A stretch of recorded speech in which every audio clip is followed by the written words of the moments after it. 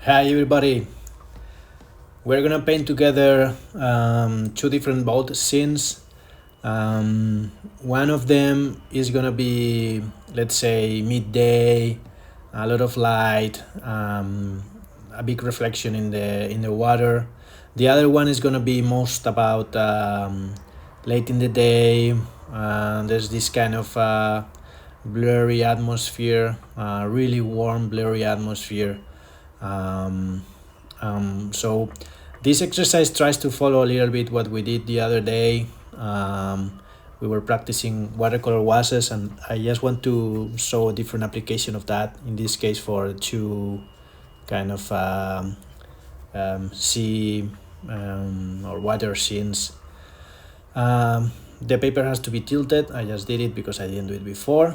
And I'm making this warm mix. I did this first warm mix with Pearl Scarlet, Opera Pink, and some isoaniline yellow. Now I keep going down using mostly isoaniline yellow, and now I'm gonna push this a little bit down just using water. So you have this kind of gradated wash going from this kind of reddish mix to yellowish mix to lighter mix. And now I'm using cobalt blue to show where the water will be. The edge between the warm and the blue colors is kind of wet, so the colors will mix on the paper in a really soft way, and this is what I want. Now we're gonna make the second wash. In this case, we're gonna make a wash only for the sky. Let's say we're gonna stop where the water will be, and then we'll paint the water afterwards. I am adding some cerulean blue to the mix.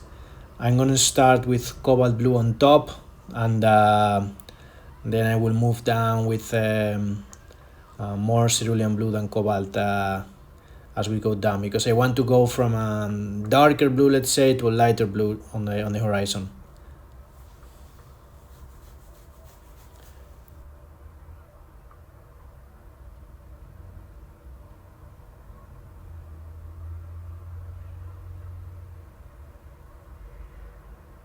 Now more cerulean blue with some water. We're just pushing down the edge of the water, let's say. We could have prepared maybe with some tape clear line between sky and water before, but I don't want to get so complicated. We can do this by hand like this. This is a gradated wash in which there's let's say a darker blue on top and a slightly lighter blue on the bottom, which will work great for this kind of marine landscape.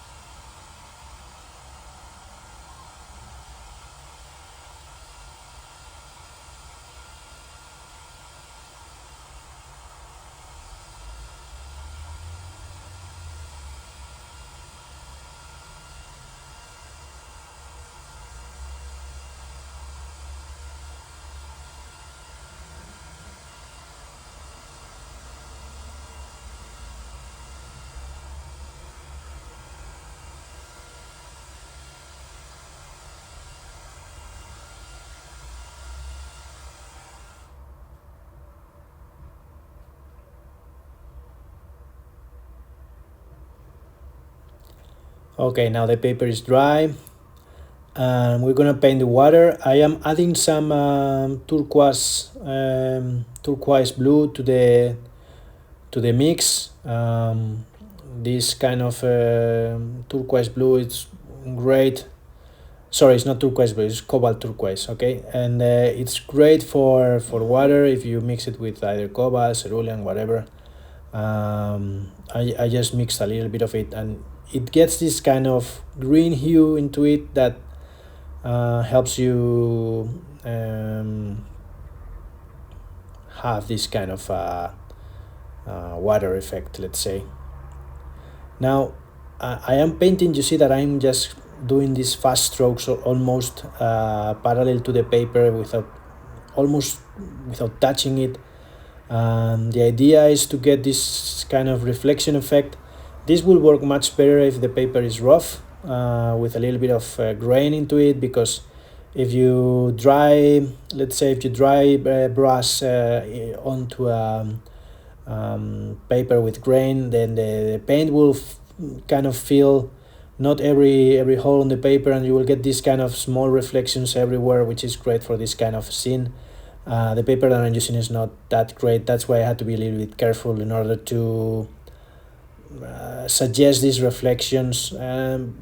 I want to have this big reflection area on the left. I'm going to place a boat on top of that, and I want to build contrast with it. I am using the same mixture as before, the cobalt blue and cerulean blue, and I'm just adding neutral tint in order to get this kind of blue gray, which will work great to make this contrast, let's say.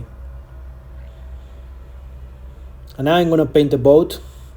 As I said, I'm painting it in this area where there's a lot of contrast with the big reflection that we left unpainted. So it's dark paint against the white of the paper.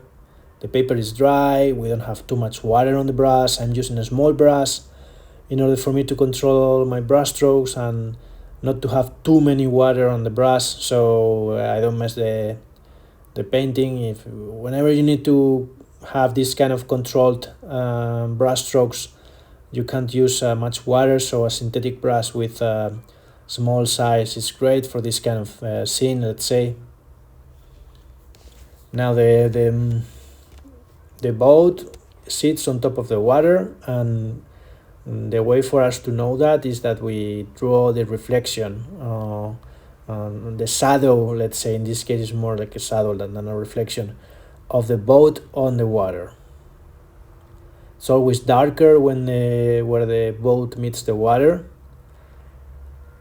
You see that the floating part of the boat that has this kind of like a trapezoid shape, and if you want to convey that the boat is moving to one side or it's moving towards you, have to bear in mind that there's a perspective to be taken care of.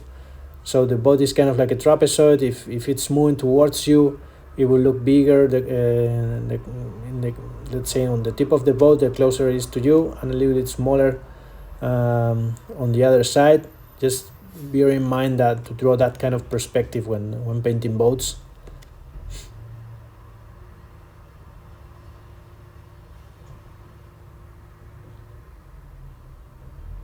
Now there's a few things on the deck of the boat, a few persons, a few small structure, like a windshield for the driver, to not get water on its face when it's driving, and things like that.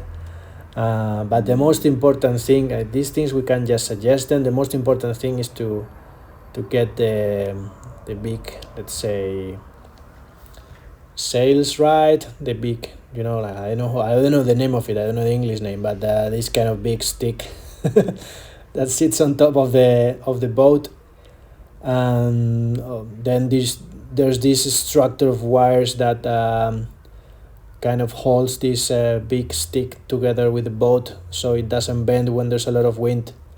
These are the kind of things that explain how the boat works, and I really like that. Let's say that the boats are really sincere. They're really self-explanatory. The way they work, you can see that once you see a boat. It's a clean, let's say, design.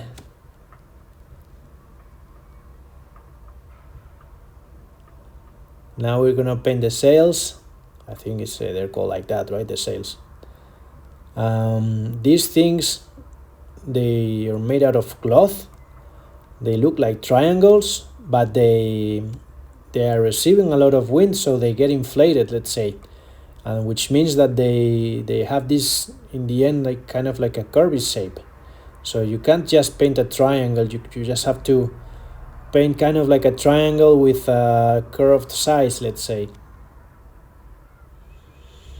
There's also something that I really like about sails is that since they're inflated and since they have this kind of like inner structure of wires that kind of help them support or hold all the wind that they can get without tearing apart, without breaking apart.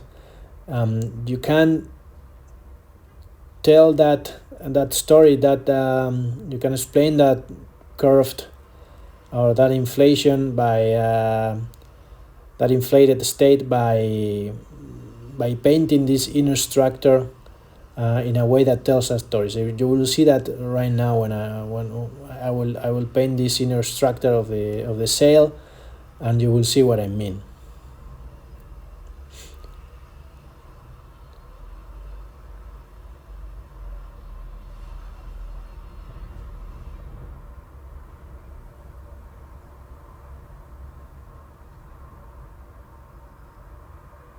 And also what I was telling you before, right? That the big mast, I don't know the name of it, but this big stick, it has these beautiful wired structures that keep them together, that keep them straight, that keep them in place when the wind is strong, and you have to paint that, right?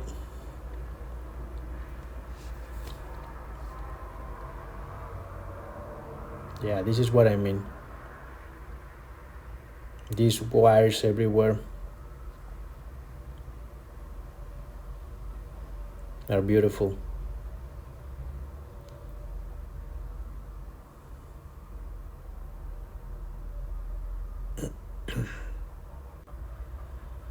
Now this ship is functioning only with one sail out. The other sail is kind of how you say, well, it's not in place at the moment.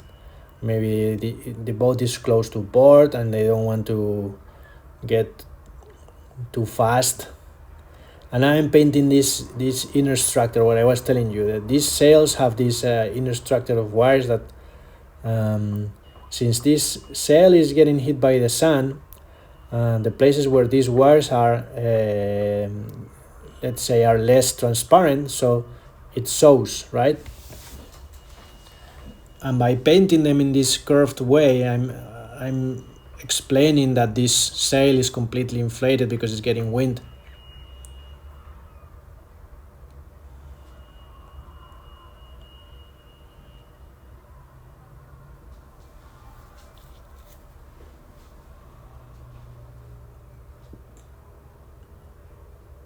Now there's another boat, maybe here.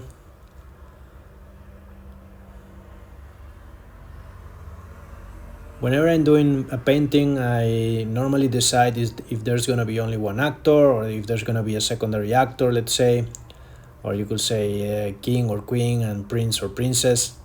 There's always these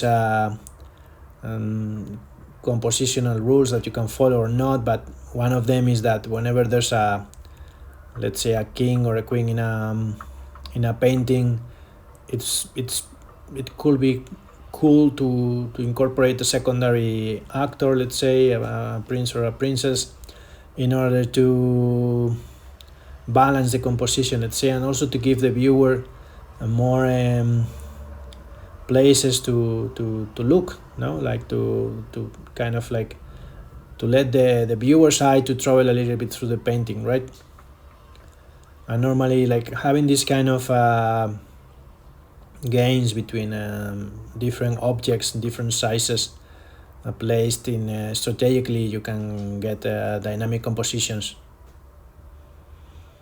Now it's time to paint a little bit of texture on the water. I'm gonna paint a little bit more of the reflection of this boat, and then we will add some texture to the water to tell the story that this water is also kind of receiving a lot of wind, so the water is moving, and then when the water moves, it creates this kind of small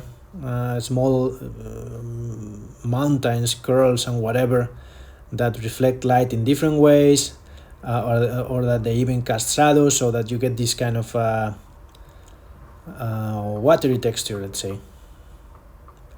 the closer you paint them to the viewer, so the lower, in this case, the lower in the painting, the bigger these curls, these shadows are, and the more we go into the horizon, the smaller they have to be, since they're further away.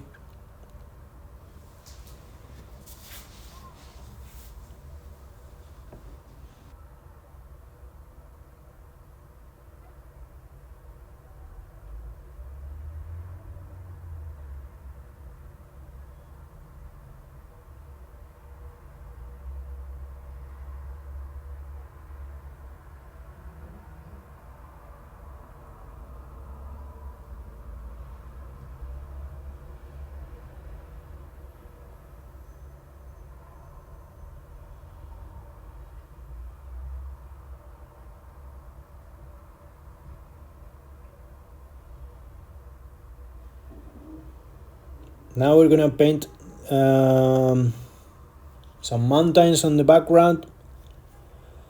I think they will work great to also to balance the composition, because there's really big black shape in the front, and then maybe we can have this not that dark but also black shape on the horizon, and also it will allow us to illuminate the sail of this secondary boat that we paint by negative painting. If I paint the mountain but I don't paint the sail, you will immediately see that sail is being illuminated, and it gets this kind of beautiful contrast between the mountain and the boat.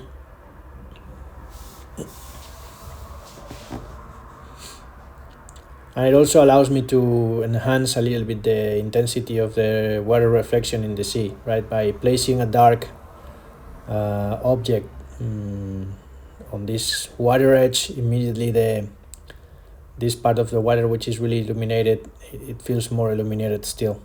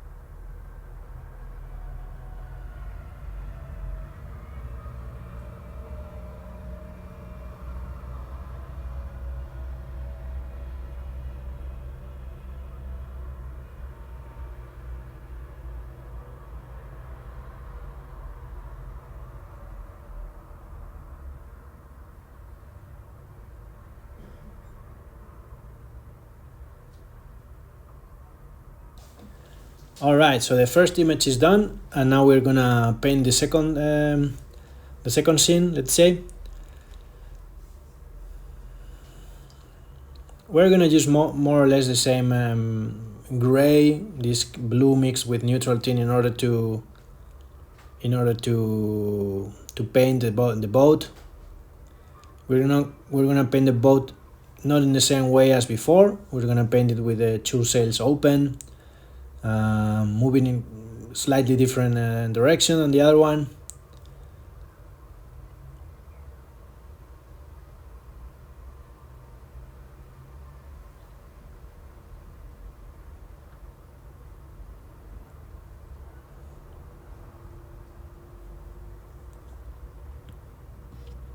And again, boats are not that complicated. You just have to understand that the floating part of the boat, it's like a trapezoid, and if it's moving in a certain direction, you have to bear in mind that this, let's say, trapezoid will have these perspective lines that you have to bear in mind.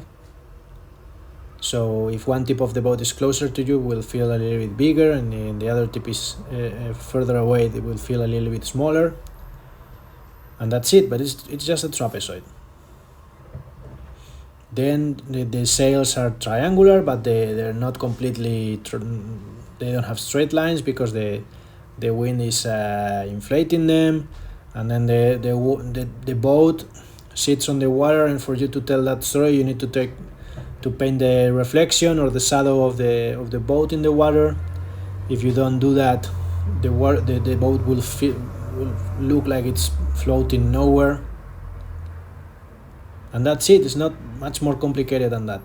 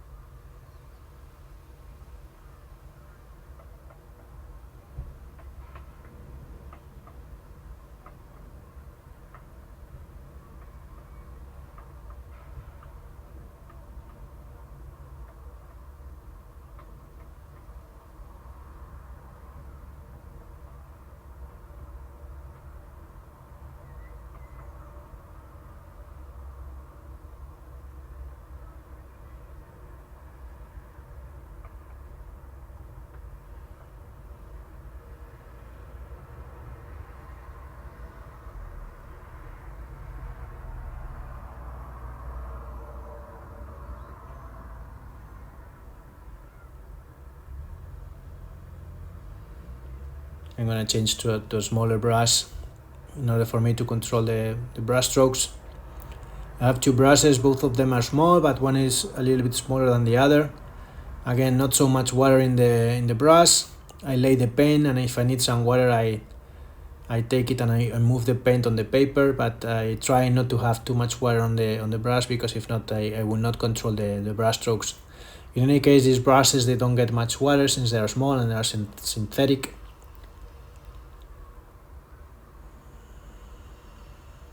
And what I was telling you before this, I'm gonna paint the two sails open, and again, they are triangles, but they have curved sides, let's say, because they're inflated.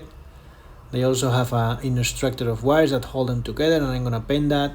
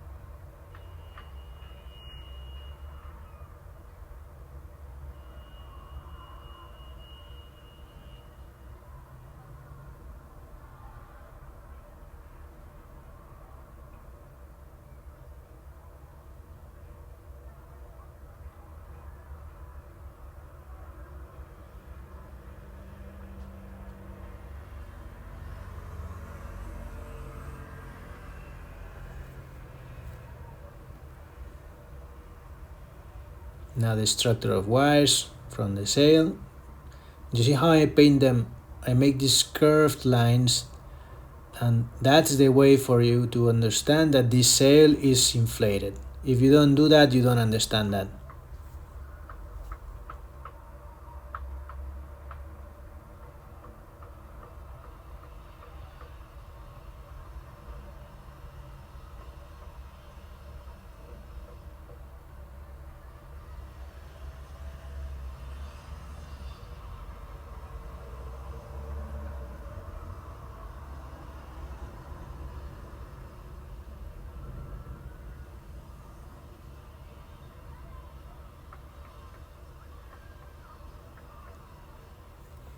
Now the boat feels like it's floating nowhere, but we're gonna paint the reflection and it's gonna feel different.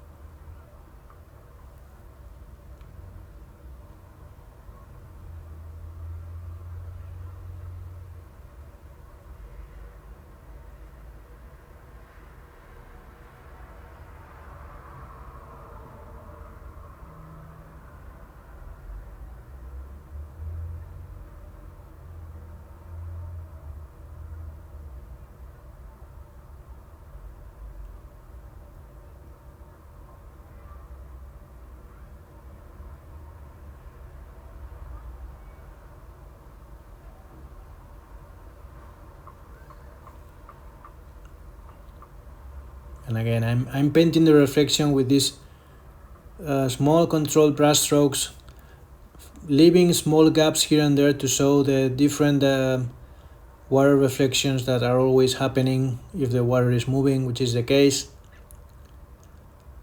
And this is, again, is not so complicated. You just have to bear in mind that the closer to the viewer, the bigger the reflections are, because they're closer to you, and the further away you go, the let's say lighter and smaller they are.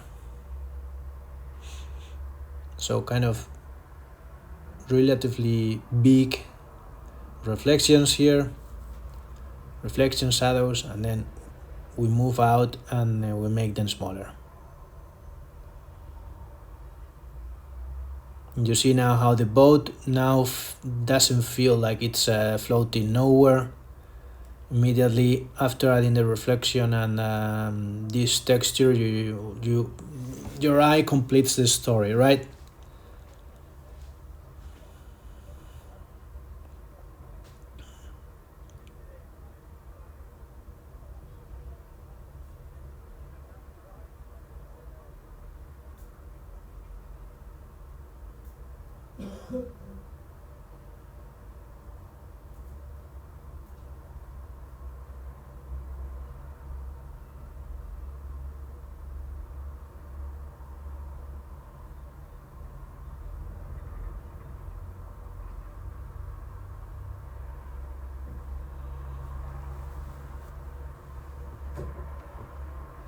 I'm gonna darken the reflection a little bit.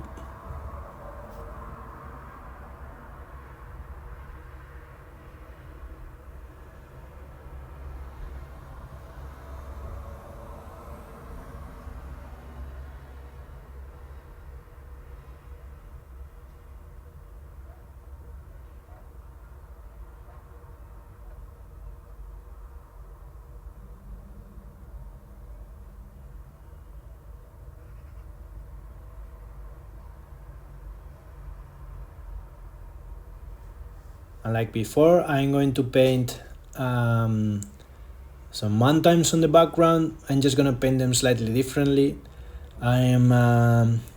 Let's say I'm gonna paint the tips, the top of the mountains, and then I'm gonna move the paint down with some water, because I don't want to lose this soft edge that I have between water and the horizon, right? It feels a little like there's this kind of I don't know how to put it, this kind of blurry fog now on top of the water. I don't want to lose that.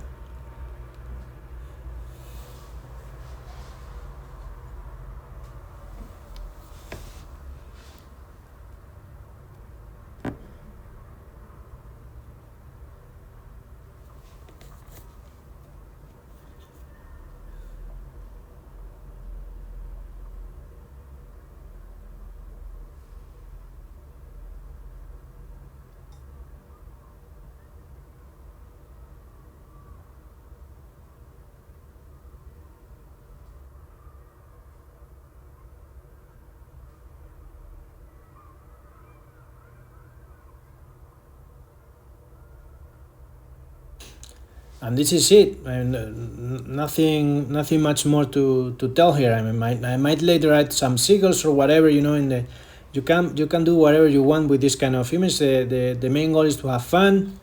These are easy images to paint. They're kind of meditative because you don't have to worry too much about the drawing. It's more about atmosphere, more about telling a story than depicting, let's say,